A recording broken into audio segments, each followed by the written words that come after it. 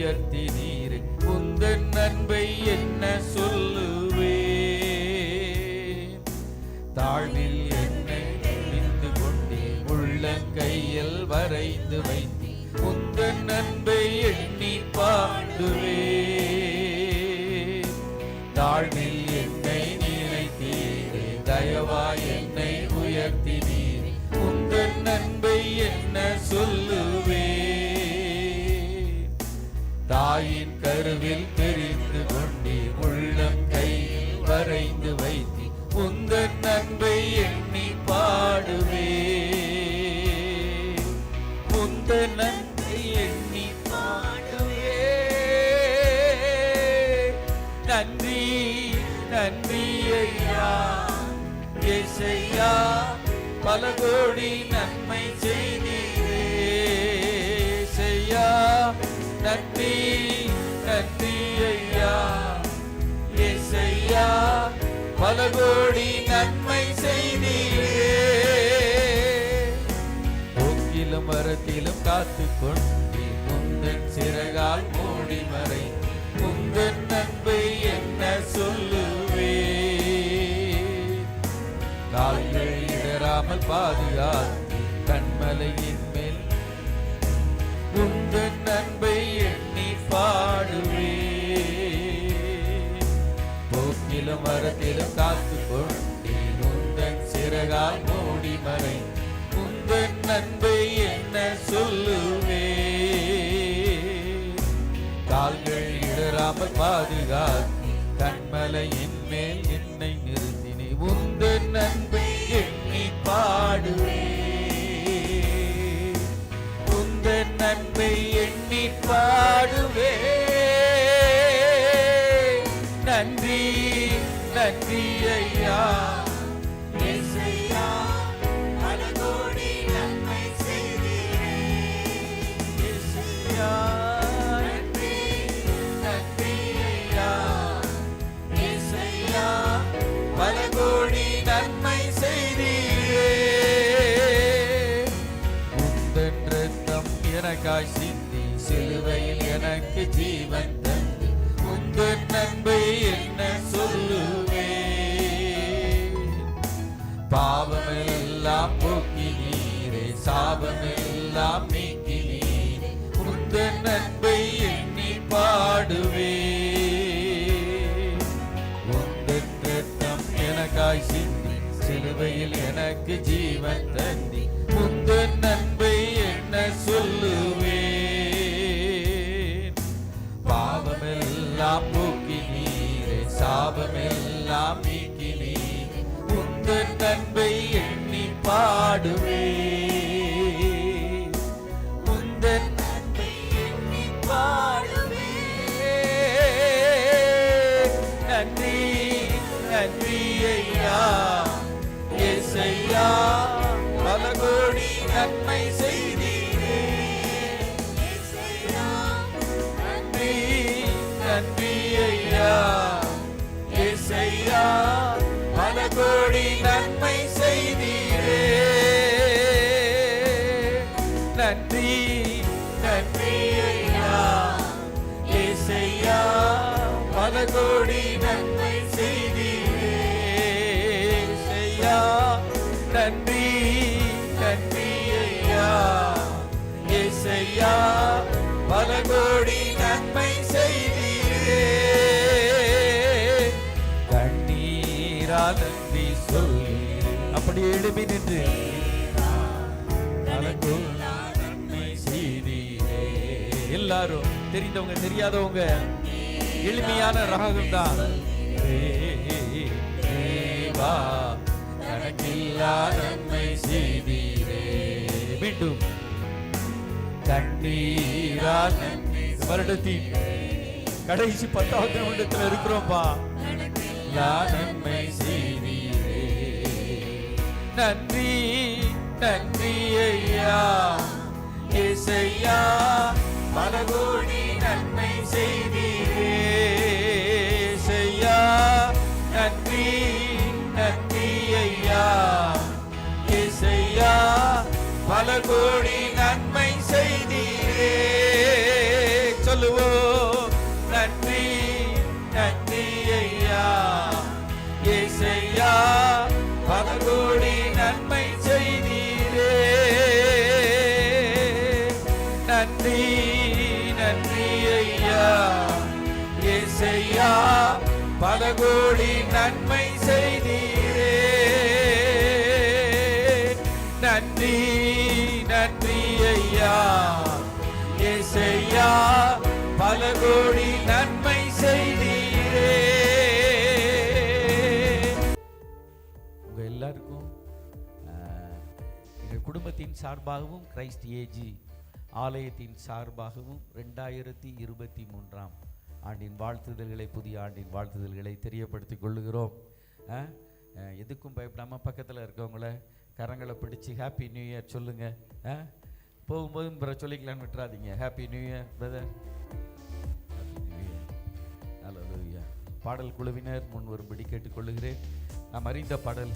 புது வாழ்வு தந்தவரே, புது துவக்கம் தந்தவரே, புது வாழ்வு தந்தவரே, புது துவக்கம் தந்தவரே. நன்றி உமக்கு நன்றி, முழு மனதுடன் சொல்கிறோ. நன்றி உமக்கு நன்றி, மன நிறைவுடன் சொல்கிறோ. நன்றி உமக்கு நன்றி, முழு மனதுடன் சொல்கிறோ. நன்றி உமக்கு நன்றி, மன நிறைவுடன் சொல்கிறோ. பிள்ளைகளை மறவாமல் ஆண்டு முழுவதும் போஷித்தீரே.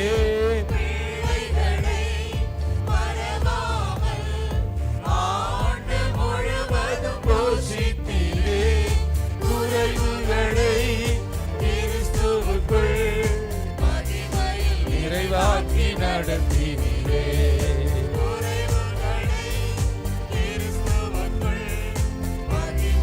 நிறைவாக்கி நடத்தினீரே. உமக்கு நன்றி உமக்கு நன்றி, முழு மனதுடன் சொல்கிறோ. நன்றி உமக்கு நன்றி, மன நிறைவுடன் சொல்கிறோ. முந்தினதை யோசிக்காமல், பூர்வமானதை சிந்திக்காமல், முந்தினதை யோசிக்காமல், பூர்வமானதை சிந்திக்காமல், புதியவைகள் தோன்றச் செய்தி சாம்பலை சிங்காரமாக்கிவிட்டீர்.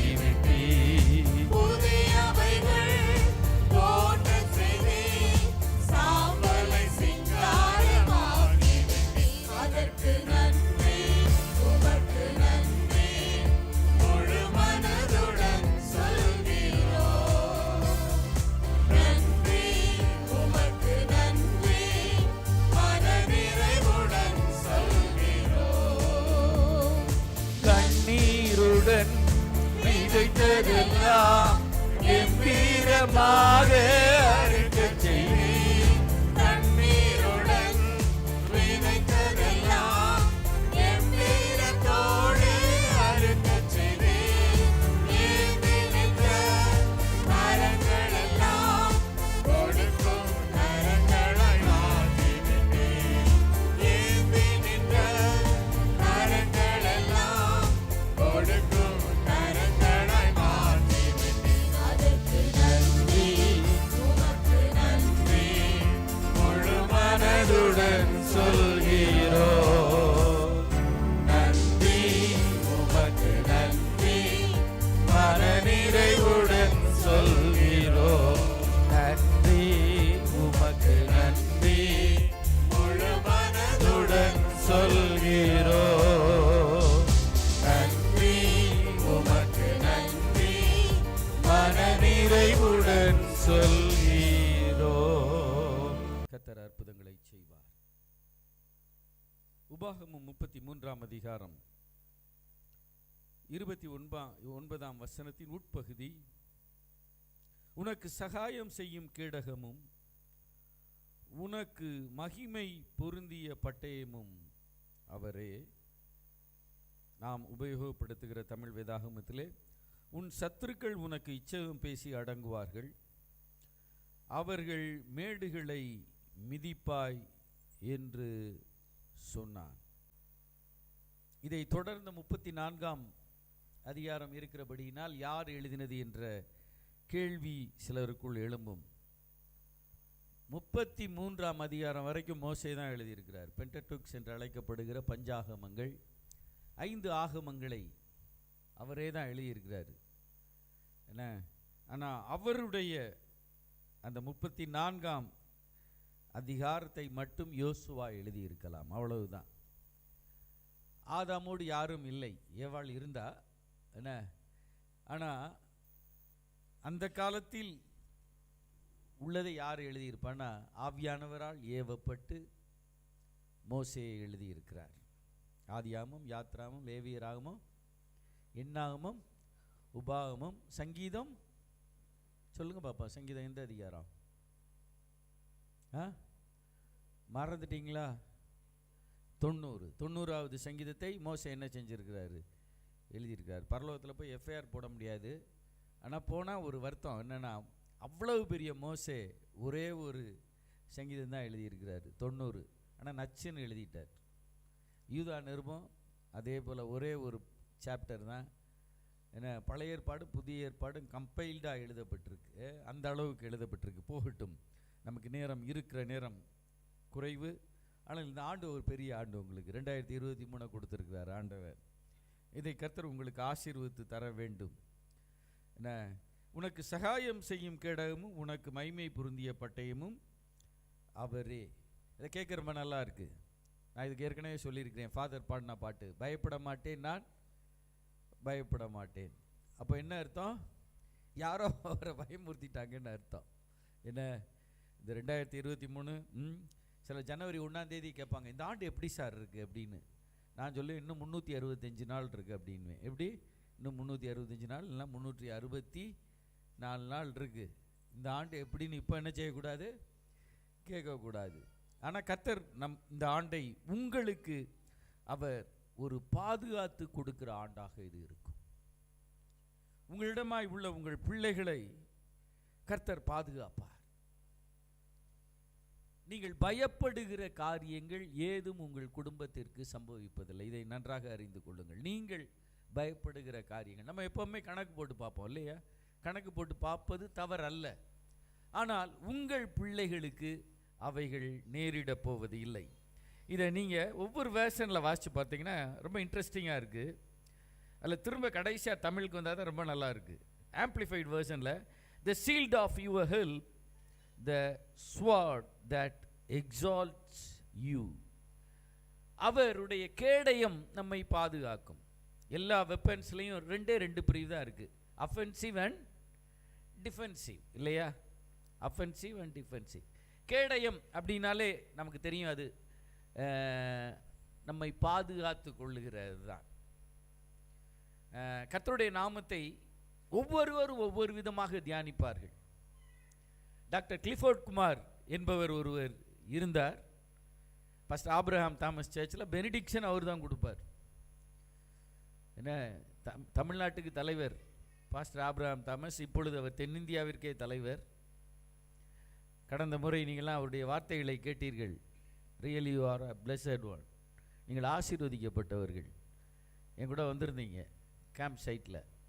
அவருடைய சர்ச்சில் பெனிடிக்ஷன். அவர் எந்த பாட்டு பாடினாலும் கண்மலையேன்னு பாடுவார். கவனிச்சிருக்கிறீங்களா? கண்மலையே அப்படின்னு பாடுவார். என் ரட்சகா அப்படின்னு சொல்லிட்டு அடுத்து என் கண்மலையே அப்படின்னு பாடுவார். டாக்டர் கிளிஃபோர்ட் குமாருக்கு ஆண்டவர் கண்மலையாகவே தான் இருந்தார் கடைசி வரைக்கும். அவருடைய இருதயம் பாதிக்கப்பட்டிருந்தாலும் ஒரு நீண்ட ஓட்டம், பரிசுத்த ஓட்டம் ஓடி முடிக்க கர்த்தர் அவருக்கு கிருபை கொடுத்தார்.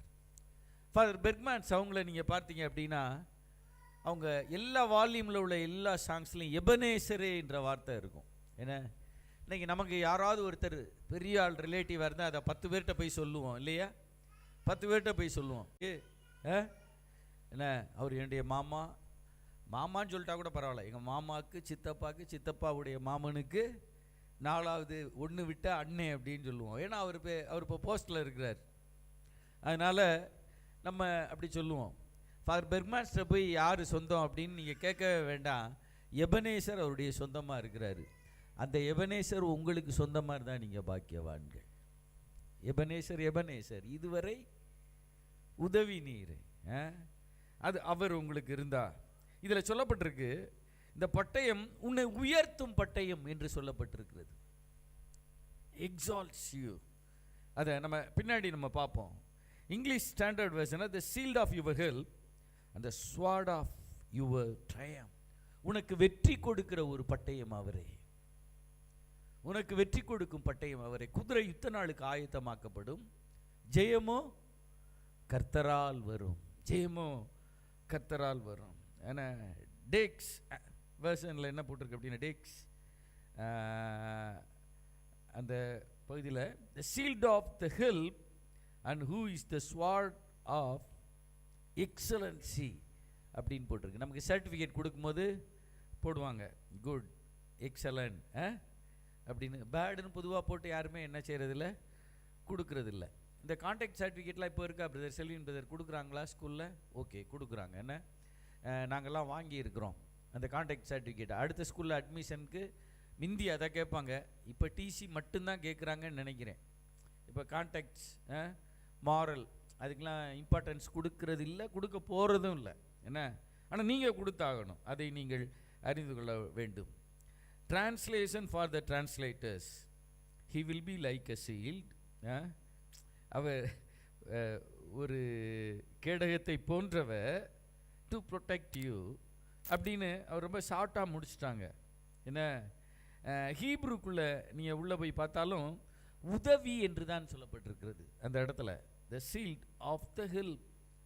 நமக்கு இன்றைக்கி உதவி ஆட்கள் இல்லாமல் நம்ம எவ்வளவோ கஷ்டப்படுறோம் இல்லையா? உதவி ஆட்கள் எத்தனையோ பேருக்கு மனக்குறை உண்டு, நமக்கு ஒரு நல்ல உதவியாள் இல்லையேன்னு. சிலர் வீட்டில் உள்ள சர்வெண்ட்டை பார்த்து சொல்லுவாங்க, விவரமே பத்தாதுன்னு. விவரமாக இருந்தால் தான் அது கலெக்டர் ஆஃபீஸில் கலெக்டராக போயிருக்கும் இல்லையா? விவரமானது கலெக்டருக்கு போயிருக்கும். நம்மகிட்ட மழுங்கலானது வந்துடுது. அதிக பலனை நம்ம என்ன செய்கிறோம், பிரயோகிக்க வேண்டியது இருக்குது. ஏன்னா எலக்ட்ரிக்கல் நாலேஜ் இல்லாத ஒருத்தங்கிட்ட நம்ம எலக்ட்ரிக்கல் வேலை கொடுக்க மாட்டோம். ஒருத்தர் கொஞ்சம் நாலேஜ் இருக்குது அப்படின்னு சொல்லி கொடுக்குறோன்னு வைங்களேன், அவர் ஃபேஸையும் நியூட்ரலையும் சேர்த்து டேப் அடிக்கிற கேஸாக இருப்பார். கவனிச்சிருக்கிறீங்களா? ஃபேஸையும் சிவி எவ்வளோ பேருக்கு புரியுதுன்னு தெரில. நாங்கள் 12வது மணியில் இருக்கோம். என்ன, யார் தூங்கி இங்கே விழுந்தாலும் இங்கே ஒன்றும் இல்லை, இது 3வது மாடி இல்லை. நானும் அப்போஸ்தலனாகிய பவுல் இல்லை, நீங்கள் விழுந்தாலும் உங்களை எழுப்பி விடுறதுக்கு. ஆனால் கர்த்தருடைய வார்த்தை உங்களை எழுப்பி விடுவதாக. வார்த்தைகளை கவனியுங்கள். என்ன, ஆலயத்திலே விழிப்பாக இருப்பது நல்லது. தேசத்திலேயும் நீங்கள் விழிப்பாகத்தான் இருக்க வேண்டும். இனி நீங்கள் வேலை செய்கிற ஸ்தலங்களிலேயும் விழிப்பாக தான் இருக்கணும். பி விஜிலண்ட் அப்படின்னு சொல்லுவாங்க. விழிப்புள்ளவர்களாகத்தான் நீங்கள் இருக்க வேண்டும். இதில் அந்த ஷீல்டு அப்படின்ன உடனே நம்ம கேடயம் அப்படின்னு நம்ம நினைக்கிறீங்க, அது நல்லது. ஆனால் அது அந்த ஹீப்ரு அதிலிருந்து பார்த்தீங்கன்னா அது ஒரு ஹெல்பிங், உதவியான ஆண்டவர் உனக்கு இருக்கிறார், ஏற்ற சகாயராக அவர் இருக்கிறார் என்பதுதான் அதனுடைய அந்த ரூட், அந்த மூல வேறாக வார்த்தையாக இருக்கிறது. என்ன, ஆனால் திருவிவிலியம் அதில் எல்லாத்தையும் சேர்த்து ரொம்ப க்ளீனாக போட்டிருக்காங்க.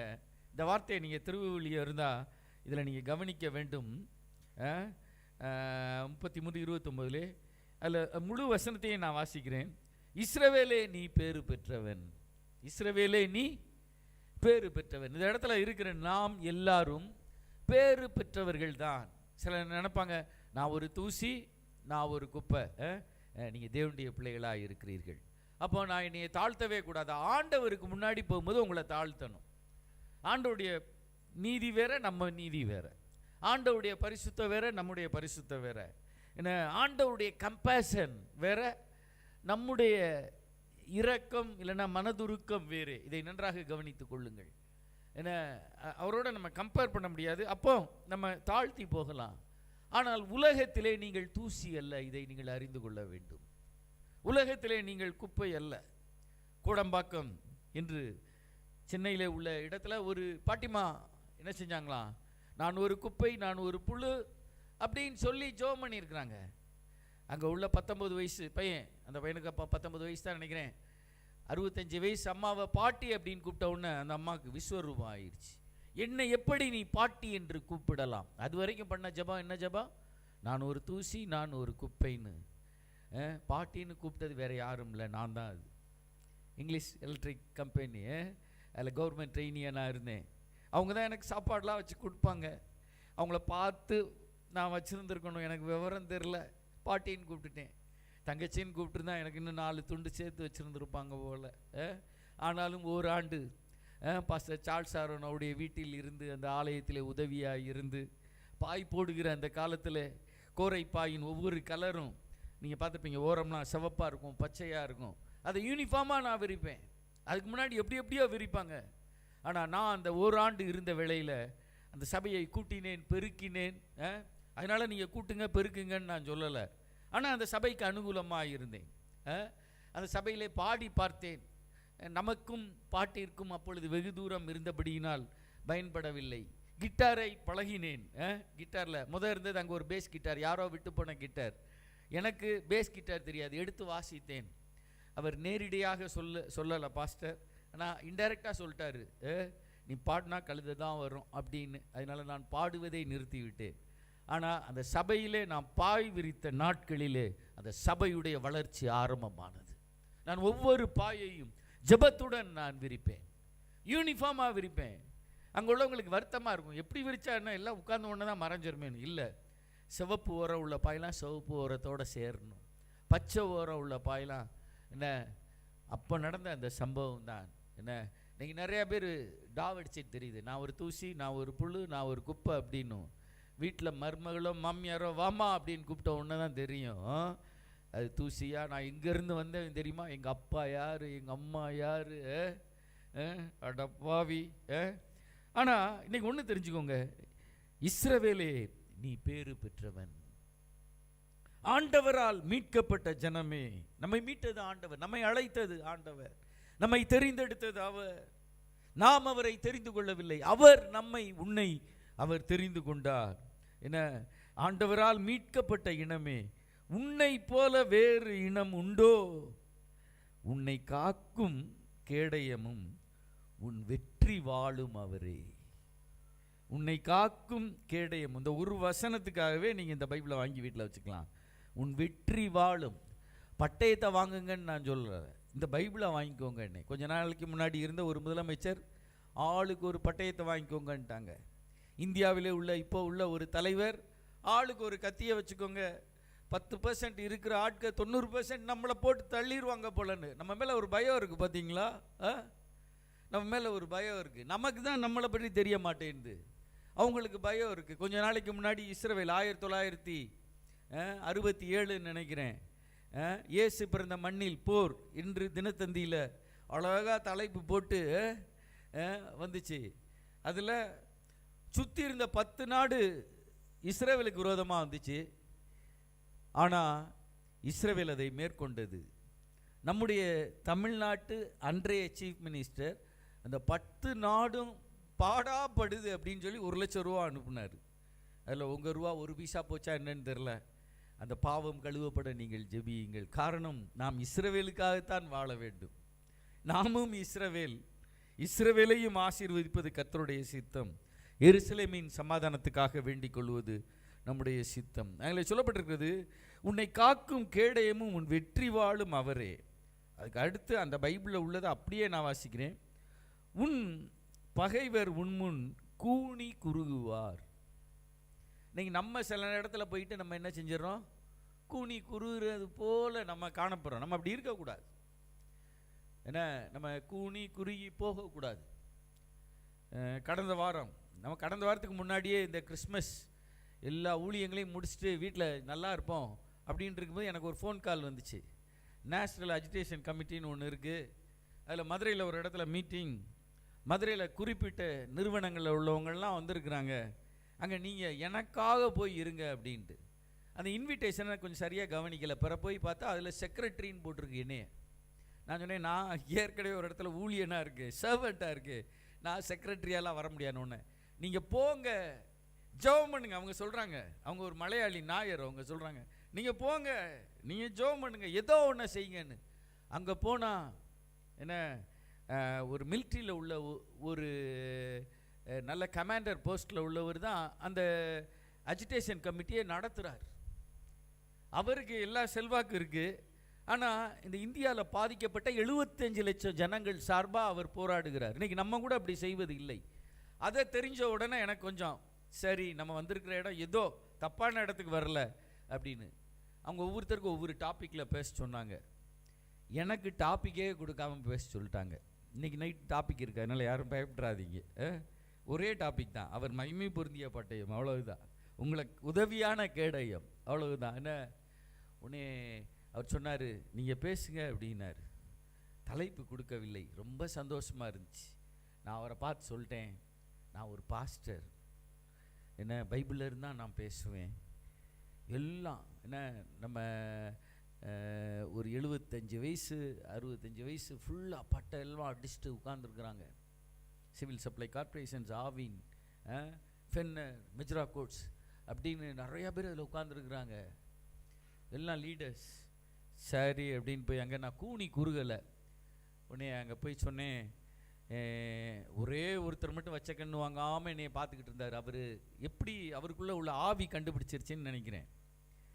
நான் போனவுடனே எனக்கு ஜெயலலிதா அம்மா, நல்லா கவனிங்க, யாராவது தூங்கினாலும் கவனிங்க, மிஸ்டர் கமலஹாசன், மிஸ்டர் ரஜினிகாந்த், அவங்கள பற்றி எனக்கு ஒன்றுமே தெரியாது அப்படின்னு. உடனே அவங்க அப்படியே கவனித்து பார்த்தாங்க, ஒன்றுமே தெரியாத ஒரு ஆளை பேச சொல்லியிருக்கிறாங்கன்னு. அது மாதிரி நீங்கள் இந்த அஜிடேஷன் கமிட்டியில் உள்ள ஸ்டாட்டிஸ்டிக்ஸு எனக்கு தெரியாது அப்படின்னு சொன்னேன். சொல்லிட்டு எனக்கு பைபிளில் ஒரு பயமான வசனமும் உண்டு, பிரியமான வசனம், எதை விதைக்கிறாயோ அதை அறுப்பாய் அப்படின்ன உடனே எல்லாருடைய கண்கள் என்னை நோக்கி பார்த்துச்சு. நான் விடுவேனா? எல்லா இடத்துலையும் செலவு பண்ணி கேக் கொடுத்து ஆர்கனை தூக்கிட்டு போய் ஊழியம் செய்கிறோம்.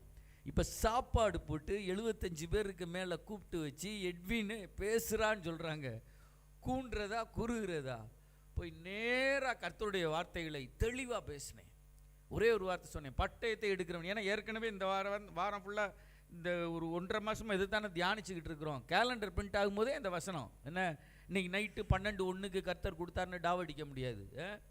என்ன இலங்கையை பற்றி, நான் இலங்கையை பற்றி ஏதாவது சொல்லுங்கப்பா, நிறையா பேர் இப்படிலாம் சொல்கிறாங்களே அப்படின்னு ஒன்றுமே ஆண்டவர் சொல்லலை. ஜெபம் பண்ணு, அதுதான் உக்ரைன் வார். இத்தனை நாள் எங்கள் செவ்வாய்க்கிழமை ஜெபம் பண்ணுறோமே, ஏதாவது உக்ரைன் வார் நிற்கும்னு சொல்லுங்கள், இல்லைனா நடக்கும்னு சொல்லுங்கள் அப்படின்னு ஆண்டவர் ஒன்றும் என்கிட்ட சொல்லவே இல்லை. ஜெபம் பண்ணு, வடகொரியாவுக்காக ஜெபம் பண்ணு. ஆனால் லிவியாதான் போல, பாம்பு போல, சர்ப்பம் போல எவனெல்லாம் சர்ப்பத்தை உயர்த்துறானோ அவனையெல்லாம் நான் தண்டிப்பேன் என்று அவர் சொல்லுகிறார். இந்த ஆண்டு அந்த நாடுகளுக்குள்ளே பல சாபங்களை நான் அனுப்புவேன். உன்னை சிருஷ்டித்த ஆண்டவர் உயிரோடு இருக்கையிலே, சர்ப்பத்தின் தலையை நசுக்கினவர் உயிரோடு இருக்கையிலே, சிலுவையிலே உனக்காய் நான் மரித்தவன் ஜீவனோடு இருக்கிற வேளையிலே என்னை உயர்த்துவதற்கு பதிலாக செங்கொடிகளையும் சர்ப்பங்களையும் உயர்த்துகிறவர்களுக்கு விரோதமாக கர்த்தருடைய பட்டயம். ராகாப்பை வெட்டின ஆண்டவர். நீங்க இந்த ராகாப் அப்படின்ன உடனே பைபிளில் உள்ள நம்ம ராகாப், இன்னொரு ராகாப் இருக்காங்களா, அவங்கள நினைச்சிடாதீங்க. அவங்கள கர்த்தர் ஆசீர்வாதமாக மாற்றிட்டார். அவருடைய சந்ததியை கர்த்தர் ஆசீர்வாதமாக மாற்றிட்டார். ஆண்டவர் பாதுகாத்தார். இயேசுவின் இரத்தத்திற்கு அடையாளமாக சிவப்பு நூலினாலே அவர்கள் உடன்படிக்கை பண்ணினபடியினால் அவர்களுக்கு அந்த ஆசீர்வாதத்தை கர்த்தர் கொடுத்தார். அந்த இடத்துல நான் பேசி முடிச்சுட்டு சாப்பிடாம கடந்து வந்துடலாம் அப்படின்னு பார்த்தேன். அங்கே உள்ள எல்லாருமே விடவே இல்லை. நான் சொல்கிறேன், நீங்கள் எங்கேயும் நீங்கள் இனி கூனி குறுகி போவது இல்லை. ஹல்லேலூயா. என்ன உங்கள் குடும்பம் ரொம்ப சிறுசா, நீங்கள் கூனி குறுகாதீங்க, கர்த்தர் உங்களை உயர்த்த போகிறார். உங்களுடைய குடும்பம் ரொம்ப பெருசா, கர்த்தர் இன்னும் உங்களை வர்த்திக்க பண்ணுவார். உங்களுடைய படிப்பு ரொம்ப கம்மியா, கர்த்தர் உங்கள் கையிட்டு செய்கிற காரியங்களை அவர் ஆசீர்வதித்து உங்களை சித்தி பெற செய்ய முடியும். உன்னோடு உள்ளவர்கள் உன்னை விட்டு விட்டார்களா? கர்த்தர் சொல்கிறாரு, நான் உனக்கு பட்டயமாக இருக்கிறேன், உனக்கு கேடயமாக இருக்கிறேன். ஏன்னா உன் வெற்றி வாழும் அவரே, உன் பகைஞர். இந்த வசனத்தை இப்படி வாசிச்சிட்டாலே பிரசங்க எடுத்துட முடிஞ்சிச்சு. உன்முன் கூனி குறுகுவார். அடுத்த வசனம் இப்படி இருக்கு இந்த பைபிளில், அவர்கள் மேடுகளை மிதிப்பாய். இதை யாருமே நம்ம அண்டர்ஸ்டாண்ட் பண்ண மாட்டோம். ஆனால் அதில் போட்டிருக்கு, அவர்களின் தொழுகை மேடுகளை நீ ஏறி மிதிப்பாய். அந்த பைபிளில் நீங்கள் வாங்க, அதுக்கு தான் நான் சொன்னேன், அவருடைய தொழுகை மேடுகளை. இன்னைக்கு உலகம் எதை தெரியுமா ஆராதித்து கொண்டிருக்கிறது? அழகை ஆராதித்து கொண்டிருக்கிறது, படிப்பை ஆராதித்து கொண்டிருக்கிறது. படிப்பு தவறல்ல, படிப்பை ஆராதித்து கொண்டிருக்கிறது. ஆராதனை தவறல்ல, ஆராதனையை ஆராதித்து கொண்டிருக்கிறார்கள். ஆராதிக்கப்பட வேண்டியவரை ஆராதிக்க வேண்டும். ஒரு இடத்துல நல்லா நீங்கள் பாட்டு சாஃப்டாக நடத்திட்டு இறங்குனீங்கன்னா, தோத்திரம் ஆண்டவருடைய நாம மகிமைப்பட்டுச்சு அப்படி சொன்னால் நல்லா இருக்கும். என்ன சில நேரம் வேற மாதிரி சொல்கிறாங்க. என்ன ஆராதனையிலே ஆராதிக்கப்படத்தக்கவரை தான் ஆராதிக்க வேண்டும். இன்னைக்கு தொழுகை மேடுகள். என்ன அடுத்து பணத்தை ஆராதிச்சுட்டு இருக்கிறாங்க. நீங்கள் போய் எந்த காரில் இறங்குறீங்களோ அதுக்கு தக்க அங்கே வெல்கம் பண்ணுவாங்க. கவனிச்சிருக்கிறீங்களா? ஒருத்தர் சொன்னார், காரில் போய் கல்யாண வீட்டில் இறங்க முடியலைன்னா ஆட்டோ எடுத்து ரொம்ப தூரத்துக்கு முன்னாடி இறங்கிட்டு நடந்து போயிடணுமா. ஒருத்தர் சொன்னது தான் நான் சொல்கிறேன். ஏன்னா ஆட்டோவில் போய் இறங்கினா உலகம் நம்மளை ஒரு மாதிரி பார்க்குமா. நாளைக்கு முன்னாடி நம்ம ஏரியாலாம் வெட்டி போட்டிருந்தாங்க. கார் வச்சுருந்தவங்களாம் ஆட்டோவில் போய் வீட்டில் இறக்க வேண்டியது வந்துச்சு. சில வீட்டில் நடந்து போக வேண்டியது வந்துச்சு. நீச்சல் மட்டும்தான் அடித்து போகலை. என்ன அப்படிலாம் போக வந்துச்சு. இன்னைக்கு உலகத்தில் அவர்களுடைய தொழுகை மேடுகளை நீ ஏறி மிதிப்பாய். என்ன தொழுகை மேடுகளை உலகம் இதெல்லாம் உயர்த்தி பிடிச்சுக்கிட்டு இருக்கோ, அதெல்லாம் கர்த்தர் உன் காலால் மிதிக்கும்படி அவர் கிருபை செய்வார். செங்கடலை அவர்கள் வழிபட்டு இருக்கலாம், யாருக்கு தெரியும். கர்த்தர் அதனூடே அவர்களுக்கு பாதையை உண்டு பண்ணினார். He is your shield and your sword. அவர் உனக்கு ஒரு கேடயத்தை கொடுத்து விட்டு, இந்த வார்த்தைகளை கவனியுங்கள், ஒரு பட்டயத்தை கொடுத்து விட்டு விலகுகிற தேவன் அல்ல. அவரே உனது கேடயம், அவரே உனது பட்டயம். அந்த பட்டயம் மகிமை பொருந்திய பட்டயம். அது திருவிவிலியத்தின்படி வெற்றி வாளான பட்டயம். நான் என் மனைவிட்ட கேட்டேன், இதை வாசித்த உடனே, இப்போ வெற்றி வாள் அப்படின்னு போட்டிருக்கு, இது யுத்தத்தில் நிறையா பேர் தலையை எடுத்த வாளா இல்லைன்னா அவங்க அப்பாட்ட, ஏன்னா சில ராஜாக்கள்லாம் அப்பா மூலமாக என்ன செய்கிறாங்க, பிள்ளைகள் ராஜாக்களாக வர்றாங்க. அதனால் அந்த வாளா அப்பா எனக்கு தெரியலையே அப்படின்னு கேட்டேன். என்ன ஒன்று அவங்க அப்பா கொடுத்த வாளாக இருக்கலாம் பதில் அவங்க சொன்னது. ஆனால் அதை வச்சு தான் வெற்றி என்ன செஞ்சுருப்பாங்க, நிறையா ஆள் கதையை என்ன செஞ்சுருப்பாங்க, முடிச்சிருப்பாங்க. அந்த வெற்றி வாள் ஒன்று தெரிஞ்சுக்கோங்க, டேவிட் கையில் அவனுடைய வாள் இருந்தது, அது ஒரு காலத்தில் பயன்படலை. அதுக்கப்புறம் கோலியாத்துடைய பட்டயமும் அவன் கையிலே வந்தது. நீங்கள் பார்த்தீங்க அப்படின்னா அதற்கு சம்பவம் வேதத்தில் இருக்குது. கோலியாத்துடைய பட்டயம், கோலியாத்தின் பட்டயத்தால் கோலியாத்துடைய தலையை என்ன செஞ்சார், அவர் வெட்டினார் கோலியாத்துடைய. ஆனால் டேவிட்டை போய் கேட்டால், எதுடா உனக்கு பட்டயம் அப்படின்னா, என் தேவன் தான் எனக்கு பட்டயம், மகிமை பொருந்தின பட்டயம் என்று சொல்லுகிறார். அவர்தான் என் கண்மலை, அவர்தான் என் கேடயம் என்று சொல்லுகிறார். இந்த ஆண்டு அவரை சார்ந்து மட்டும்தான் வாழ முடியும். தயவுசெய்து யாரும் பயந்துடாதீங்க. அழகாக இருந்தீங்கன்னா தோத்துறோம், கோடி தோத்துறோம். பொண்ணு மாப்பிள்ளை பார்க்கும்போது ஈஸியாக முடிஞ்சிருது. அழகாக இருந்தா. என்கிட்ட ஒருத்தர் மதுரையில் உள்ள ஒரு டாக்டர் கேட்டார், நான் எதையுமே பார்க்க மாட்டேன் அப்படின்னார். அவர் ரொம்ப பணக்காரர், எதையுமே பார்க்க மாட்டேன் அப்படின்னாரு. சரி, நல்ல நல்ல மனுஷன் போல அப்படின்னா சொன்னார், அழகான பொண்ணு வேணும். என்னது அழகான பொண்ணு வேணும்? ஏன்னா எங்களுக்கு தெரிஞ்சவங்க ஒருத்தங்க, அவங்களுக்கு ரிலேட்டிவ். அதை வச்சு அவர் வர்றாரு அப்படி சர்ச்சுக்குள்ளே வந்துட்டு சொல்கிறாரு, அவர் காலையில் ஒரு சிகரெட்டை பற்ற வச்சா திரும்ப தீப்பெட்டியே அவருக்கு தேவையில்லை. நீங்கள் அண்டர்ஸ்டாண்ட் பண்ணிக்கிடுவீங்கன்னு நினைக்கிறேன். அந்த சிகரெட்லேருந்தே அடுத்த சிகரெட்டு. ஆனால் அவருக்கு தேவை அழகான பெண் வேணும். அவர் என்கிட்ட கேட்டார். அதனால தான் சொல்கிறேன், அழகுக்கு நான் எதிரி இல்லை. அழகை ஆராதிக்கிற ஒரு உலகத்தில் இருக்கிறோம். ஆனால் இந்த வேதத்திற்குள்ளே நீங்கள் கடந்து போனீர்கள் என்றால், இந்த வார்த்தைகளை நீங்கள் போனீங்கன்னா, சில காரியம் கர்த்தர் மட்டும்தான் செய்ய முடியும். லார்ட் யூ அலோன் அப்படின்னு நான் உங்களுக்கு பிரசங்கம் பண்ணியிருக்கிறேன்.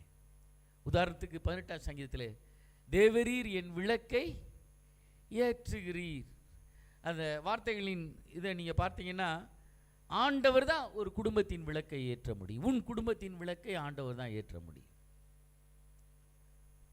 உன் பாஸ்டர் உடைய ஜெபம் உதவி செய்யலாம், ஆனால் ஆண்டவர் தான் உன் விளக்கை ஏற்ற முடியும்.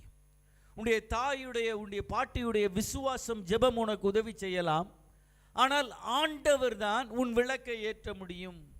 பைபிளில் ஒரு சங்கீதத்தில் சொல்லுங்க, நீர் ஒருவரே என்னை சுகமாய் தங்க பண்ணுகிறீர்.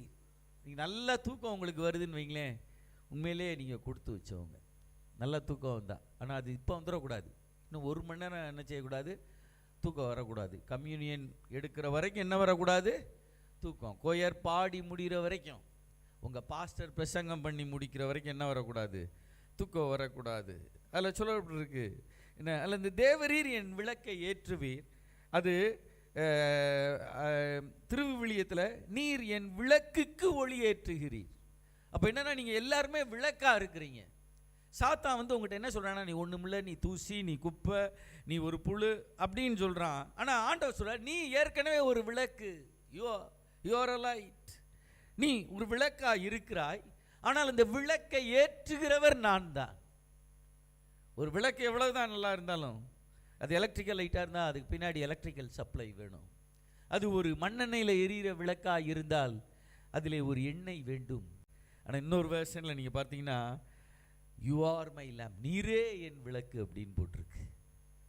இன்னைக்கு ஒரு இருண்ட உலகத்தில் இருக்கணும் இல்லையா, ஒரு இருட்டிலே தடவி திரிவதை போல இன்னைக்கு திருச்சபைகள் கடந்து செல்கிறது, ஊழியர்கள் கடந்து செல்கிறார்கள், நல்ல ஊழியர்கள்.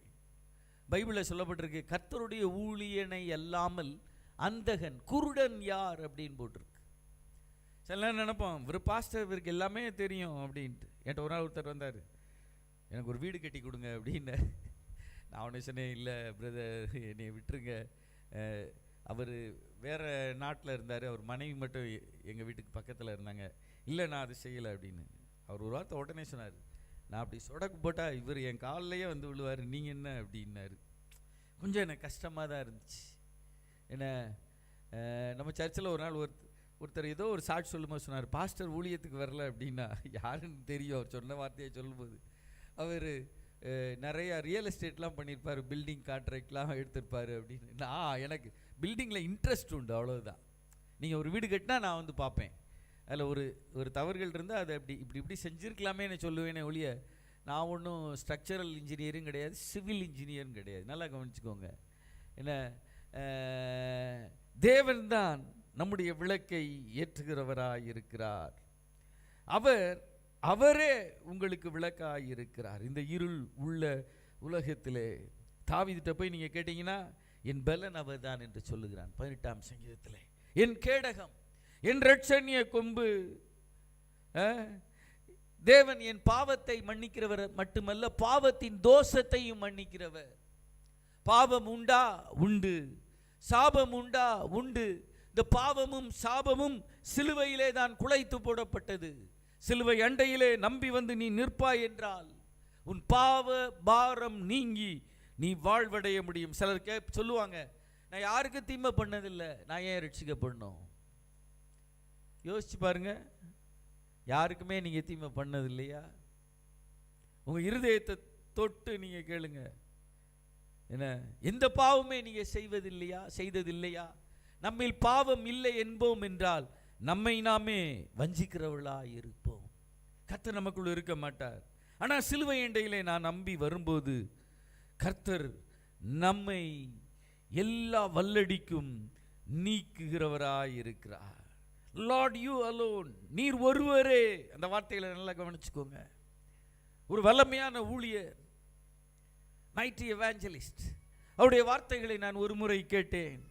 அவர் சொன்னார், without these you cannot live.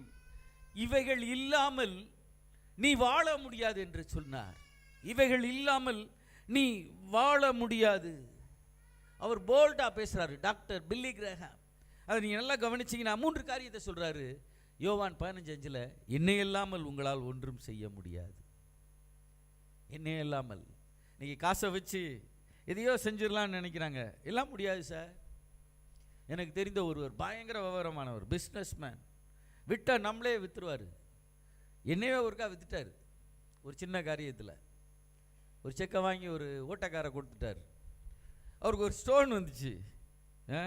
நான் தாக்குறேன்னு இல்லை, உள்ளே நான் சொல்கிறேன். ஸ்டோன் வந்த உடனே அது வந்ததுக்கப்புறம் போய் அவர் இன்சூரன்ஸ் போட்டார். அது இன்சூரன்ஸ் கம்பெனியில் சொல்லிட்டாங்க 1 இயர் ஏதோ ஆனால் தான் இன்சூரன்ஸ் கிளைம் பண்ண முடியும்னு. 1 இயர் வழியாகவும் பொறுத்துக்கிட்டே இருந்தார். என்ன பிரதர், அதை ஏதாவது பண்ணிடலாமே அப்படின்னு. அதெல்லாம் ஒன்றும் இல்லை, இன்சூரன்ஸ் வரட்டும் பண்ணிடுவோம் அப்படின்னார். இன்சூரன்ஸ் வந்துச்சு.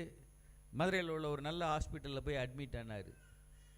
2 நாளில் கரைச்சிருவாங்க, இல்லைன்னா அந்த ஏதோ ஒரு மெஷினில் வச்சு அடித்து எடுத்துருவாங்க அப்படின்னு சொன்னார். அங்கே போனால் அந்த கல்லை அவங்க டயக்னைஸ் பண்ணிட்டு, அது மேக்னீசியத்தினால உருவான கல். ஒவ்வொருத்தருக்கும் இந்த ஸ்டோன்ஸில் நிறையா வகை இருக்குது போல்.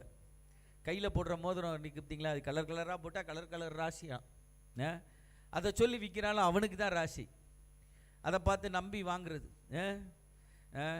நம்மலாம் அப்படி கல்லெல்லாம் வாங்குறது இல்லை. நம்ம லாட்ரி சீட்டை வாங்கி பைபிளுக்குள்ளே வச்சு ஜோம் பண்ணுறது. மதுரையில் ஒரு விசுவாசி ஒருத்தர் இருந்தார், நம்ம சர்ச்சுக்கு வந்தவங்களுக்கு சொந்தக்காரர் தான். அவர் ஒரு லாட்ரி சீட்டை வாங்கி பைபிளுக்குள்ளே வச்சு ஜோம் பண்ணார். விழுந்துருச்சு 1 லட்சம். எங்கே பாஸ்டர் வாங்கலாம் லாட்ரி சீட்டுன்னு கேட்குறீங்களா நீங்கள்? விழுந்துச்சு அவருக்கு. என்னைக்கு லாட்ரி சீட்டு விழுந்துச்சு அன்றைக்கி அவருக்கு அடுத்தது விழுந்துருச்சு. வியாபாரத்தில் நஷ்டம். அவர் பைபிளுக்குள்ளே வைக்காமல் வேற எங்கேயா வச்சுருந்தா கூட அப்படி ஆகியிருக்காது. இது என்ன இது லாட்ரி சீட்டை ஒழிச்சு வைக்கிற இடமா? இது வேதத்தின் மகத்துவங்களை ஆண்டவர் கொடுத்துருக்கிறார். இதை சுமந்தா உன்னை சுமக்கும். என்ன இல்லாமல் உங்களால் ஒன்றும் செய்யக்கூடாது. என்ன நீங்கள் நம்ம நினைக்கிறோம், கடைசியாக பார்த்தீங்கன்னா ஒரு ஸ்டோனை லேஸ்கில் எடுக்கவே முடியல. அப்புறம் சர்ஜரி பண்ணி அவரை ஒரு வழி பண்ணி தான். அப்போ தான் தெரிஞ்சு என்ன, மருத்துவம் காசு கூட ஒருத்தனை கை விட்டுரும், ஆனால் ஆண்டவர் தான் கைவிடாதவர். என்ன இல்லாமல் உங்களால் ஒன்றும் செய்யக்கூடாது. அடுத்து எபிரேயர் 11:6 விசுவாசம் இல்லாமல் தேவனுக்கு பிரியமாக இருப்பது கூடாத காரியம். ஆண்டவர் மேலே விசுவாசமாக இல்லைன்னா நம்ம தேவனுக்கு பிரியமாயே இருக்க முடியாது. ஆண்டவர் நம்பணும் இல்லையா? இன்றைக்கி மெடிக்கல் சைட் பார்த்தீங்கன்னா 3 ஒப்பீனியன் வாங்குவாங்க சிலர். ஏன்னா ஒருத்தரை நம்புறதில்லை. நான் யாரையும் தாக்குறேன்னு நினைக்காதீங்க. சில நேரம் ஒவ்வொருத்தரும் அந்த ஒப்பீனியனில் டிஃப்ரென்ஸ் பயங்கர இதாக இருக்கும். மதுரையில் இருதய சம்பந்தமாக நீங்கள் போனீங்கன்னா இவர் சொல்கிறதுக்கும் அவர் சொல்கிறதுக்கும் பயங்கர டிஃபர் ஆகும். மதுரையில் ஒரு ப்ரொஃபஸர் உண்டு, அவருடைய ஸ்டூடெண்ட்டும் டாக்டர், 2 பேரும் ஒரே ஃபீல்டு. இதுக்கு மேலே சொன்னால் நான் மாட்டிக்கிடுவேன். இவர் சொல்கிறத அவர் செய்யாதன்வார், அவர் செய்யின்றதை அவர் சொல்லாதன்வார். அவங்க 2 பேரும் சேர்ந்து இன்னும் ஒரு டாக்டர் 3 பேர் சேர்ந்து தான் எனக்கு நாளைக்கு மீனாட்சி மிஷனில் ஸ்டண்ட் வைக்கணுமோ ஏதோ பண்ணணும்னு சொன்னாங்க. 3 பேர் அதில் ஒரே மாதிரி சொன்னாங்க, உங்கள் ஹார்ட் அவுட்டு, இதை பண்ணியே ஆகணும் அப்படின்னாங்க. நானும் பயந்து நேர் ஸ்கூல் ஹெச்எம்கிட்ட போய் 15 நாள் லீவ் தாங்க அப்படின்னு சொல்லி என் ஒய்ஃபோட போய் நைட்டாக வாங்கிட்டு அடுத்த நாள் ஃப்ளைட்டில் ஏறி Madras frontier medical mission doctor Cherian அவங்க ஹாஸ்பிட்டலுக்குள்ளே போனோம். இவங்க 3 பேரில் ஒருத்தர் என்னையே தேடிக்கிட்டு இருக்காரு அட்மிஷன் போட்டு. நாங்கள் போனோம். போகிறதுக்கு முன்னாடி நானும் உங்களைப் போல் பாடுள்ள மனிதன் தானே, ஒரு 3 நிமிஷம் பெட்ரூமை மூடி ஜோம் பண்ணிட்டு போயிட்டேன். 1-2 காரியத்தை தவிர நான் எல்லாத்தையும் செட்டில் பண்ணிட்டேன். இந்த ஊழியத்தில் தான் அப்படி சில காரியங்கள் அப்படின்னு சொல்லிட்டு போயிட்டேன். எனக்காக சபையிலையும் சிலர் ஜெபித்திருக்கிறார்கள். டியூஸ்டே ப்ரேயரை நான் டைமில் தான் லீவ் எடுத்துக்க போனேன். அங்கே போனால் என்னை பரட்டி பார்த்தாங்க. உங்களுக்கு எவ்வளோ சார் ஹார்ட்டு பிளாக்குன்னு சொன்னது? சார் இசிஜி பாருங்கள், 3 ஹாஸ்பிட்டலில் எடுத்த இசிஜி அப்படின்னு சொல்லி காமிச்சோம். கடைசியாக ஒரு கம்பவுண்டர் மாதிரி ஒருத்தர் வந்தார். அவரை வச்சு ஒரு டாக்டர் கேட்டுருக்காரு, இவர் மேலே போலீஸ் கேஸ் ஏதாவது இருக்குதான்னு கேட்டு பாருங்க. போலீஸ்க்கு பயந்து இங்கே வந்து ஃப்ரான்டியர் மெடிக்கல் மிஷனில் இவர் படுத்துக்கிறாருன்னு. என்ன தெரியுமா, நான் போகும்போதே உங்கள் ஜெபம் என்னை சுகப்படுத்தி விட்டது, என்னுடைய இருதயத்தை சுகப்படுத்தி விட்டது. அவரல்லாமல் அவருக்குள் நாம் இருக்கிறோம், பிழைக்கிறோம், அசைகிறோம். அடுத்து இயேசு கிறிஸ்துவுடைய இரத்தமின்றி பாவ மன்னிப்பு இல்லை. இப்போ இது எல்லாம் வித்தவுட் தீஸ் அப்படின்னு போட்டிருக்கு, இவைகள் எல்லாம் இல்லாமல். ஆனால் இவைகளையும் நீங்கள் பெற்றுக்கொள்ள வேண்டும், அறிந்து கொள்ள வேண்டும், விசுவாசிக்க வேண்டும், இயேசு கிறிஸ்துவின் இரத்தத்தினால் கழுவ வேண்டும். ஆனால் இந்த ஆண்டு, இந்த 2023 ஆண்டில் இயேசுவை உங்களுடைய நாட் அ ஹெல்ப்பர், அதாவது இந்த அசிஸ்டன்ட் மாதிரிலாம் இயேசுவை வச்சுக்கிடக்கூடாது. அவரை சார்ந்தவர்களாக மாற பழகிக்கொள்ள வேண்டும். இந்த வார்த்தையை நல்லா கவனிங்க. சிலர் வீட்டை பூட்டிட்டோமோ பூட்டலையோ, ஏசப்பா வீட்டை பாதுகாத்து கொள்ளுங்க. இதுக்கு நீ வாட்ச்மேனெல்லாம் போட்டிருக்கணும். சிலர் பொண்ணு எடுக்க வருவாங்க. பொண்ணு எடுக்க வர்றவங்க மேலே தப்பு இல்லை. பொண்ணுக்கு சமைக்க தெரியுமா, பிறகு பாட தெரியுமா, வீட்டை ஒழுங்காக கூட்டுவாள். இதுக்கு தான் சர்வெண்ட்டை கல்யாணம் பண்ணி கொடுத்துடலாம்ல உங்கள் மகனுக்கு. என்ன தான் பிள்ளையை கொடுக்கும்போது மட்டும் அப்படி இருக்கணும் இப்படி இருக்கணும் லிஸ்ட்டு போட்டு வச்சுருப்பாங்க. அப்பா நம்ம இந்தியாவிலேயே, அது குறிப்பாக நம்ம தமிழ்நாடு மாதிரி பொண்ணு பார்க்க மாப்பிள்ளை பார்க்க லிஸ்ட்டு போட்ட ஆளுகளை எங்கேயுமே பார்க்க முடியாது. நான் உதவி போதகராக இருந்தேன். என்கிட்ட ஒருத்தர் ஒரு நாள் வந்தார். அவர் ஒரு லிஸ்ட்டை கொடுத்து எனக்கு இப்படி தான் பொண்ணு வேணும்னாரு. என்ன, நான் அவரை ஃபுல்லாக பார்த்தேன், மேலே கீழே. இப்போ அவர் பொண்ணு கேட்குறாருல, அதனால் அவர் பர்ஸு கொண்டு பார்த்தேன், அவங்க அப்பா அம்மா கொண்டு பார்த்தேன். உண்மையிலே எனக்கு பெண் கிடைக்குமான்னு கேட்டார். கிடைக்கும், ஆனால் இதெல்லாம் உங்கள்கிட்ட இருக்கான்னு கேட்பாங்க அப்படின்னு. கன்னியாகுமரியில் அவனு லெட்ரு வாங்கிட்டு போனார். பாஸ்டர் போவாஸ் அவர்கிட்ட போய் கொடுக்குறதுக்கு என்கிட்ட லெட்ரு வாங்கிட்டு போயிட்டு பாஸ்டர் போவாஸ்டையும் போய் கொடுத்துருக்குறார். என்ன, 2 வீடு இருந்தால் தான் கட்டுவேன். இவருக்கு ஒத்த வீடு கிடையாது. எத்தனை வீடு வேணுமா? 2 வீடு வேணுமா? நம்முடைய இன்டென்ஷன் எப்படி இருக்கு? இன்னைக்கு ஆண்டவர் சொல்றாரு, பயப்படாதே, நான் உனக்கு கேடயம். என்ன, ஆபிரகாமை பார்த்து ஆண்டவர் சொல்றாரு, அவன் ஒவ்வொரு அந்த காலத்தில் அவன் ஒரு ராஜான்ற ஸ்தானத்தில் இல்லாட்டாலும் ஒரு நாடோடிகளாக திரிகிற நாட்களிலே ஒவ்வொரு கூட்டமாய் அவன் கடந்து போகிறான்.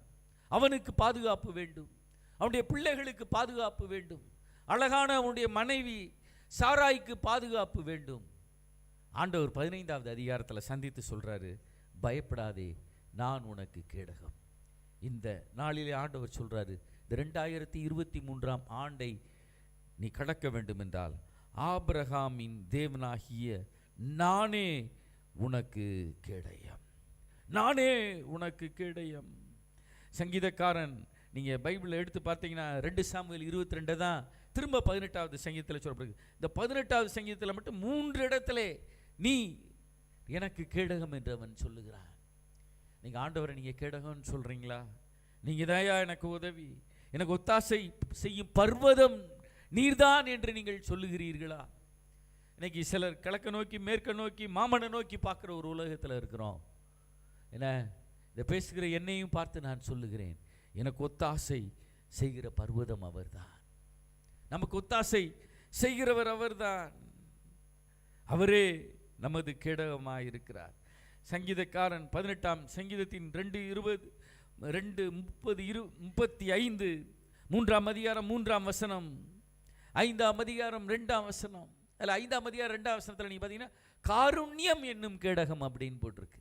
நீங்கள் காருண்யா அப்படின்னு பேர்னா நமக்கு தெரியும், பிடிக்கும். அவருடைய கேடயம் காருண்யமானது, அவருடைய காருண்யமே நமக்கு கேடயம்.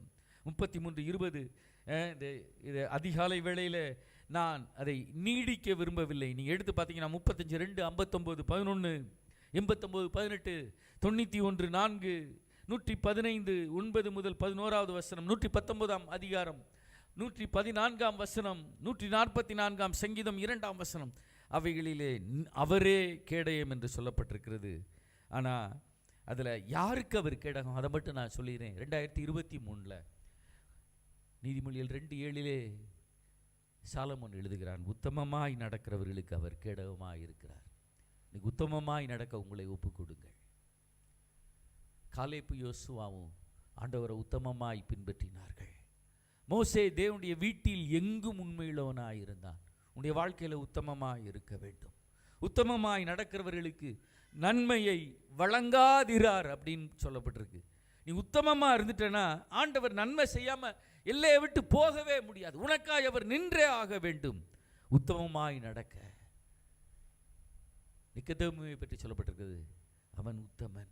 யோபுவை பற்றி சொல்லப்பட்டிருக்கிறது, அவன் தன் உத்தமத்திலே இருக்கிறான். யோபுவை குறித்து ஆண்டவரே சாட்சி கொடுக்கிறார், உத்தமமாய் நீங்கள் நடங்கள்.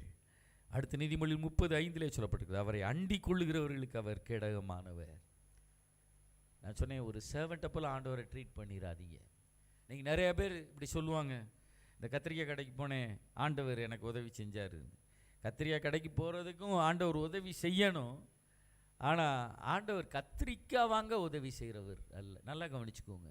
உங்கள் வாழ்க்கையின் உண்மையான தீர்மானங்களை எடுக்க அவர் உங்களுக்கு உதவி செய்வார்.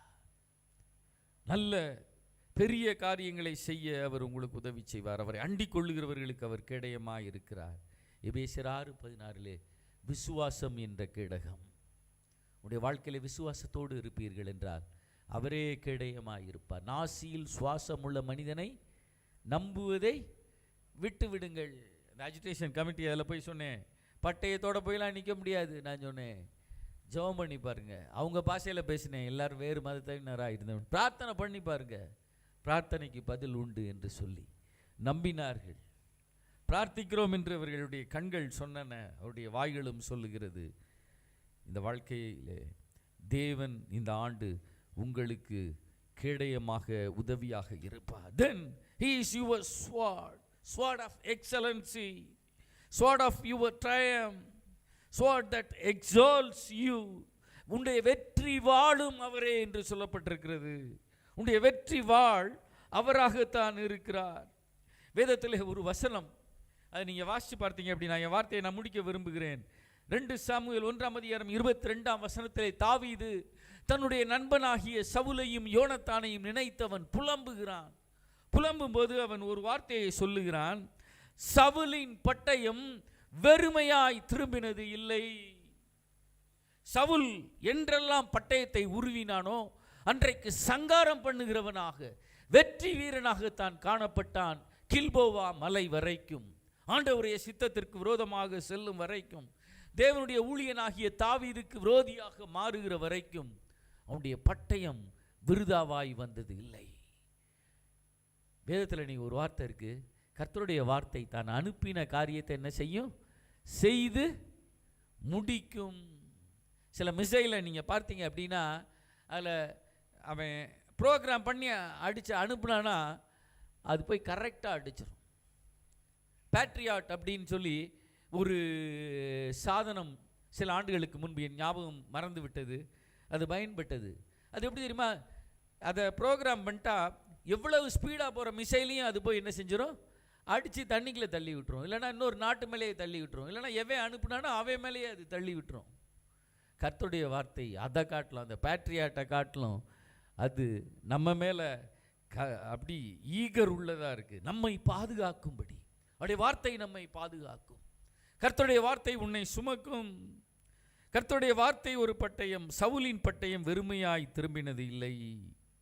பைபிள் அப்படி தான் இருக்குது, தன் அனுப்பின காரியத்தை அது செய்யும். அடுத்து பட்டயத்தால் என்னெல்லாம் செஞ்சாங்க அப்படின்னா நம்ம எவனையோ போட்டு தள்ளினாங்கன்னு தான் நினைப்பீங்க. இந்த பைபிள் அப்படி இருக்குது.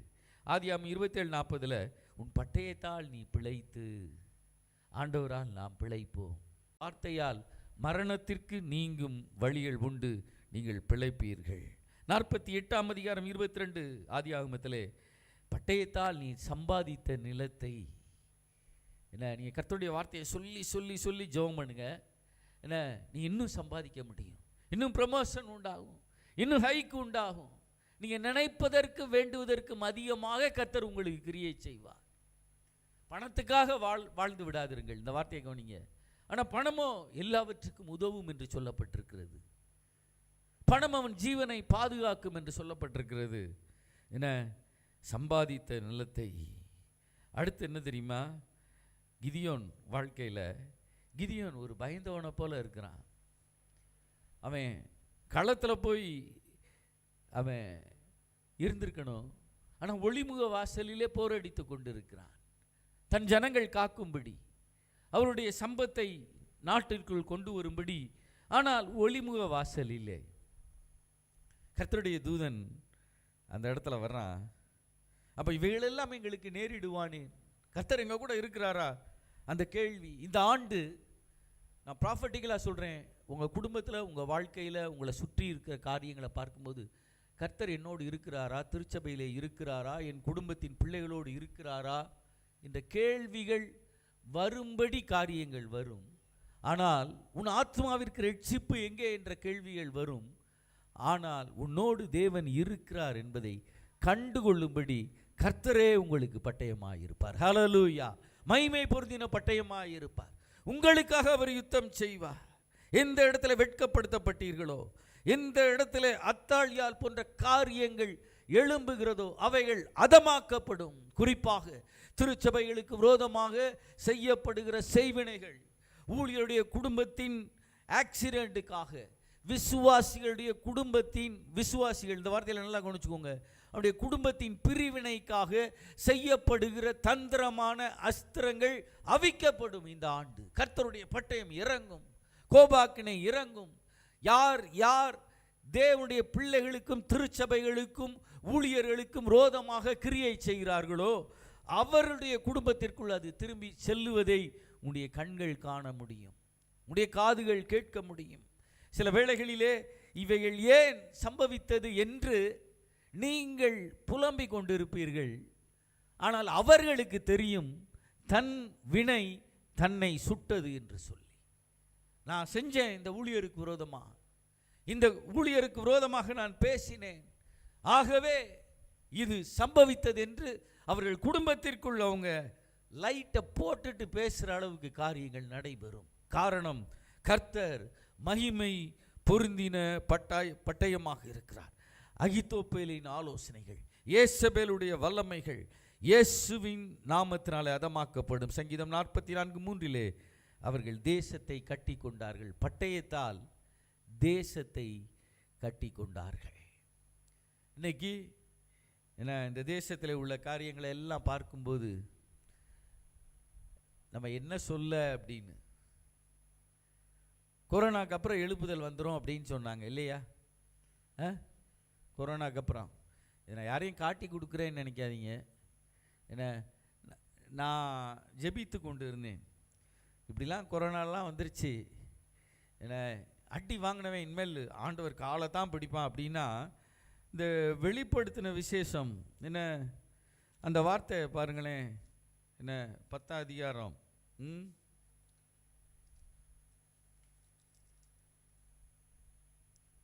அங்கே அப்படி இருந்தும், இது 6வது கோப கலசத்துக்கு அப்புறம் வர்ற சம்பவம். அந்த வாதையினால் கொல்லப்படாத மற்ற மனுஷர்கள், அதுக்கப்புறம் உள்ளதை நான் மைக்கில் வாசிக்கலை, என தங்கள் கிரியைகளை விட்டு மனம் திரும்பவில்லை. இப்படிப்பட்ட நீங்கள் நினச்சிருப்பீங்க இவங்கெல்லாம் மனம் திரும்பிடுவாங்க, அடி வாங்கிட்டான்ல, உத வாங்கிட்டான்ல அப்படின்னு சொல்லி. தங்கள் கொலை பாதகங்களையும், சகோதரனை பகைக்கிறவன் மனுஷ கொலை பாதகனாக இருக்கிறான். ஆனால் இன்னைக்கு அரசியல் சூழ்நிலைகள், தவறான தொடர்புகளினால் ஏற்படுகிற காரியங்கள் கொலை பாதகங்களை தூண்டுகிறது.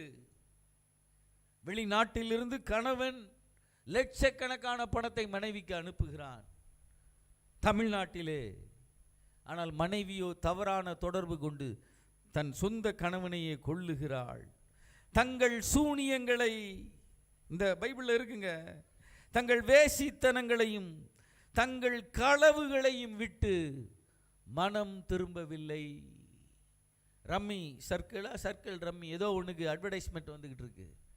என்ன, திடீர்னு உங்கள் அக்கௌண்ட்டில் 8,70,000 ரூபா விழுந்துருச்சு அப்படின்னு வருது, பார்த்தா ரம்மி விளையாடுங்க அப்படின்னு சொல்லி. அது நீங்கள் பார்த்துருக்கீங்களா பாஸ்டர்? என் மொபைல்லையும் அது வரதான் செய்யுது. அது பார்த்தீங்கன்னா சிலர்லாம் நல்ல நபர்னு நினைக்கிறோம், அவங்க அட்வர்டைஸ்மெண்ட் பண்ணுறாங்க. எத்தனை பேர் போலீஸ்காரங்களே சூசைட் பண்ணி இறந்துருக்குறாங்க, எவிடன்ஸ் இருக்குது. ஸ்டூடெண்ட்ஸ் இறந்துருக்குறாங்க. அது எதை குறிக்கிறது? களவுகளையும் விட்டு மனம் திரும்பவில்லை. இதை அரசு நிறுத்த முடியும். நடத்த தவறினால் அவர்களும் இந்த களவுகளை விட்டு மனம் திரும்பவில்லை. மனம் திரும்ப வேண்டும், தேசம் திரும்ப வேண்டும், தலைவர்கள் திரும்ப வேண்டும், சூனியங்களை விட்டு திரும்ப வேண்டும், வேசித்தனங்களை விட்டு திரும்ப வேண்டும். திருச்சபைகளுக்குள்ளும் செவி திணவுள்ளவர்கள் தோன்றும் காலமாக இது இருக்கிறது. எழுதி வைத்துக் கொள்ளுங்கள். சபைக்கு வெளியே இருந்து மட்டுமல்ல எதிர்ப்பு, சபைக்குள் இருந்தும் தேவ வார்த்தைக்கு கீழ்ப்படியாதவர்களினால், தேவனுடைய பரிசுத்தத்தை சுமக்காதவர்கள் இருக்கிறபடியினாலே இடையூறுகள் ஏற்படுகிறது. ஆனால் ஆண்டவர் இந்த ஆண்டு தன்னுடைய பட்டயத்தை கருக்காக்குவார். பட்டயத்தை கருக்காக்குவார். பட்டயத்தை கருக்காக்கும் போது இந்த தேசத்தை அவர் கட்டிக்கொள்ளுவார். என் பாவம் என்னை விடலை. என்னுடைய ஞாபகம் சரியாக இருக்கும் என்றால் 2 நியூ இயருக்கு முன்பு அப்படி நான் சொன்னேன்னு நினைக்கிறேன். கர்த்தருடைய வார்த்தை. பல தலைவர்கள், எந்த தலைவர்கள் என்று நான் சொன்னேன், அதில் அவருடைய பிள்ளைகள் ட்ரக்கில் அடிக்ட் ஆகிறதுனால அவங்க சுவர்புறமாய் திரும்பி கண்ணீர் விட வேண்டியது இருக்கும் என்று 2-3 நாளைக்கு முன்னாடி தினமலர் பேப்பரில் பார்த்தேன். நான் ஒரு மினிஸ்டர் சொல்கிறாரு, என் பையன் இந்த அடிக்ஷன்னால தான் இறந்து போயிட்டான், இதுக்காக நான் வருத்தப்படுறேன் அப்படின்னு சொல்லி. இன்றைக்கி தமிழ்நாட்டுக்குள்ளே நிறையா ட்ரக்ஸ் உள்ளே வருது இல்லையா? குறிப்பிட்டப்பட்ட ஒரு மாநிலத்தில் இருந்து வர உதவிகள் செய்யப்படுகிறது. சில தலைவர்களே குட்கா இவைகளை விற்பதற்கு உடந்தையாக இருக்கிறார்கள். டிஸ்டில்லர்ஸ் கம்பெனியுடைய ஓனர்ஸாக இருக்கிறாங்க.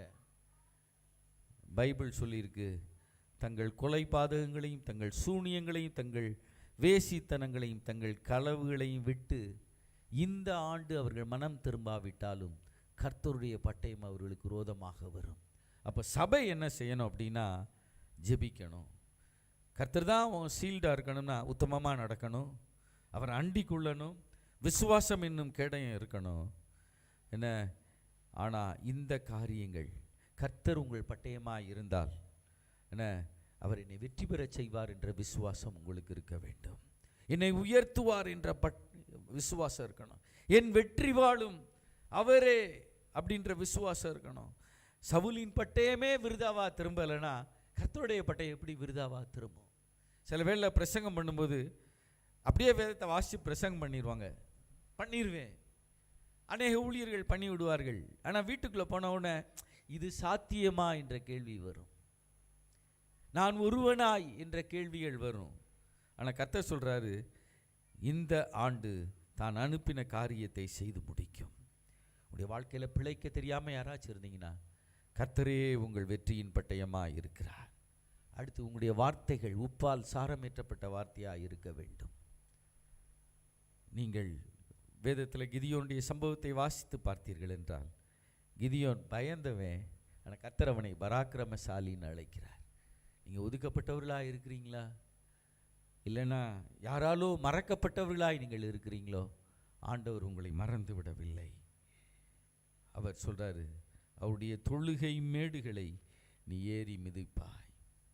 இந்த தொழுகை மேடுகளிலே சில காரியங்களை நீங்கள் சேர்த்து கொள்ளுங்கள். பேச எனக்கு நேரமில்லை, அவசியமும் இல்லை. நீங்களே அறிந்தவர்கள், அரசியலிலே தொழுகை மேடுகள் உண்டாகின்றன.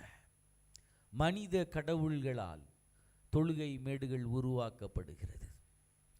தமிழ்நாட்டுக்குள்ள வந்தால் சென்னையில் ஒரு இடத்துல பேசணும், ஆனால் கோயம்புத்தூரில் ஒரு இடத்துல பேசிட்டு போயிருக்கிறாங்க. பேப்பரில் நீங்கள் பார்த்துருப்பீங்க. இதுக்கெல்லாம் கர்த்தர் தன்னுடைய பட்டயத்தை கூராக்கி அவர்களுக்கு நேரே எய்வார். அடுத்து செல்வாக்கு, இது ஒரு அவர்களுடைய மேடுகளாக இருக்கிறது. கர்த்தர் நினச்சார்னா ஒரே வேளையில் அவர் அவைகளை மாற்ற முடியும். நான் ஏற்கனவே ஜெபத்திலே சொன்னதை போல, லேயாளை போல யாராகிலும் ஒதுக்கப்பட்டவர்களாக இருந்தால் கர்த்தர் சொல்கிறார், உனக்கு நான் ஒரு ரூபனை கொடுப்பேன், அதுக்கப்புறம் ஒரு சிமியோனை கொடுப்பேன், அதுக்கப்புறம் நீ ஒரு லேவியை பெற்றெடுத்தாக வேண்டும், ஒரு ஊழியத்திலே பங்குள்ள மகனாக மகளாக மாற வேண்டும். அப்பொழுது நான் யூதாவையும் கொடுத்து இன்னும் கொடுத்து உன்னை ஆசீர்வதிப்பேன், இன்னும் கொடுத்து ஆசீர்வதிப்பேன். இந்த ஆண்டு உலகத்தில் மாரல் லைஃப் கெடுவதை நீங்கள் கேள்விப்படுவீர்கள். லிவிங் டுகெதர் என்ற வார்த்தை வெளிநாடுகளில் இருக்கிறது என்று நீங்கள் நம்புகிறீர்கள், பேசுகிறீர்கள். தமிழ்நாட்டிலும் உண்டு, தமிழ்நாடை தாண்டியும் உண்டு. கர்நாடகா, மகாராஷ்டிரா என இந்த ஒழுங்கினமான காரியங்களுக்கு கர்த்தர் ஒரு முடிவை உண்டு பண்ணுவார். இன்னொரு காரியத்தை நான் வார்னிங்காக சொல்கிறேன், எவ்வளோ சேர்ந்து வாழ்கிறதா லிவிங் டுகெதர். ஆனால் இன்று குடும்பங்களிலே அதிக வேலை பளு இருப்பதினால் கிறிஸ்தவ குடும்பங்களில் கூட வேலை பளு இருப்பதினால் ஒருவர் சொல்லுவதை ஒருவர் கேட்பது கிடையாது. சூழ்நிலை இல்லையா? என்ன கேட்பது கிடையாது. என்ன பாஸ்டர் இப்படி நீங்கள் பேசுகிறீங்க அப்படின்னு நினைக்கலாம். அப்படி எந்த குடும்பத்தில் ஆகிலும் நீங்கள் இருந்தால் உங்கள் பணத்தை காட்டிலும் உங்களுடைய குடும்பம் முக்கியம், குடும்ப உறவு முக்கியம். கணவன் மனைவி உயிரோடு இருக்கும் வரைக்கும், நல்ல வார்த்தைகளை கவனித்துக் கொள்ளுங்கள், கணவன் மனைவி உயிரோடு இருக்கும் வரைக்கும். ஏன்னா ஏதோ ஒரு ரிலேஷன்ஷிப்காக நான் பேசலை, நல்லா கவனிச்சுக்கோங்க. மற்றபடி நீங்கள் 90 வயசானா கூட ஒரு சமாதானம் உள்ளவர்களாக வாழ வேண்டியது தேவனுடைய சித்தம். ஆனால் அவ்விதம் இல்லாமல் பணத்துக்காகவோ வேறு வேலைக்காகவோ வேறு காரியங்களுக்காகவோ பின் சென்று வாழ்வீர்கள் என்றால் கர்த்தருடைய பட்டயம் வேறு காரியங்களை உங்களுடைய குடும்பத்தில் அனுமதிக்கலாம். ஆகவே இன்று உங்களுடைய குடும்பத்தை கட்டி எழுப்ப நீங்கள் ஜாக்கிரதையாக இருக்க வேண்டும். ஒரு குடும்பம் கட்டப்படும் போது தான் சபை கட்டப்படும், சபை கட்டப்படும் போது தான் தேசம் கட்டப்பட முடியும். இது ஒரு சாமியாரை சார்ந்த ஒரு மார்க்கம் அல்ல. இதை நீங்கள் அறிந்து கொள்ளுங்கள்.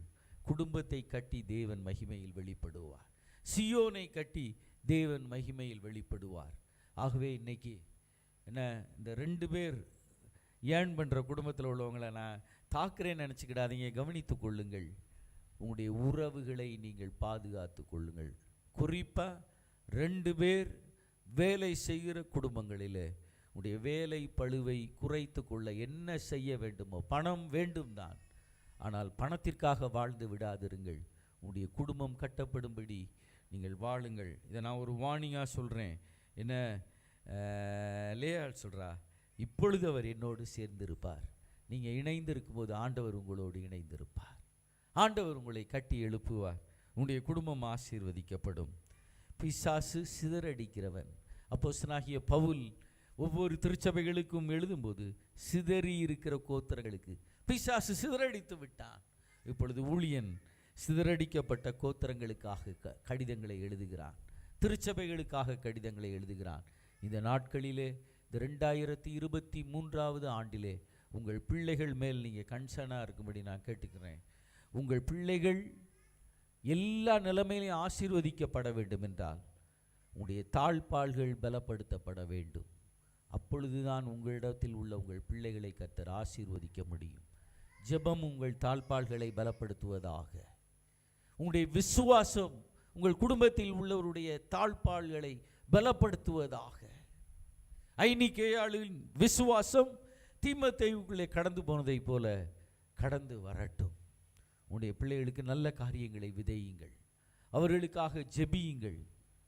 என்ன, ஒரு குழந்தை கன்சீவ் ஆகிட்டா அந்த காலத்தில் பேர் வைக்காதேன்னு சொல்லுவாங்க. பிள்ளை பிறகு முன்னாடி என்ன செய்கிற, பேர் வைக்கிற அப்படின்னு சொல்லி திட்டுவாங்க.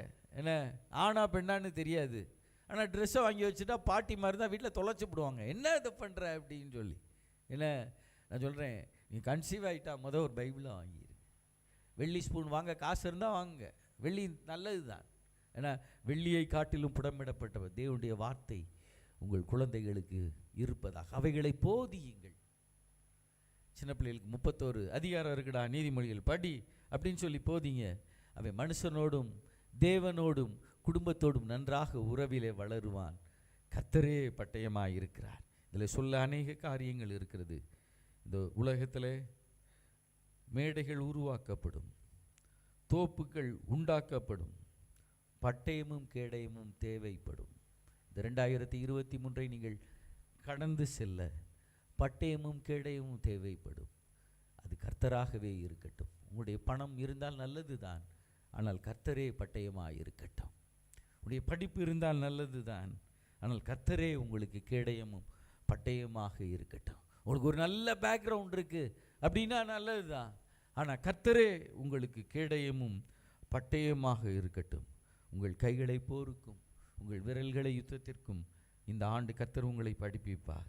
உங்கள் வாசல்களின் தாழ்பாள்கள் பலப்படுத்தப்பட வேண்டும்.